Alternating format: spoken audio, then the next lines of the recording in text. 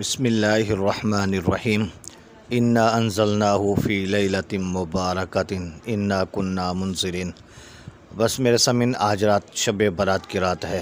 اسی رات کو موت، زندگی، رزق کے فیصلے کیے جاتے ہیں، تو ہمیں بھی چاہیے کہ اس رات کو اللہ کی بارگاہ میں عبادت کریں، کیونکہ اللہ رب العزت آسمان دنیا پر تشریف لے کر اللہ کی طرف سے اعلانات ہوتے ہیں کہ الا حل من مستغفرین، کہ ہے کوئی معافی مانگنے والا، ہے کوئی رزق مانگنے والا، ہے کوئی صحت مانگنے والا، ہے کوئی پریشان حال جو اپنی پریشانی دور کرانے والا۔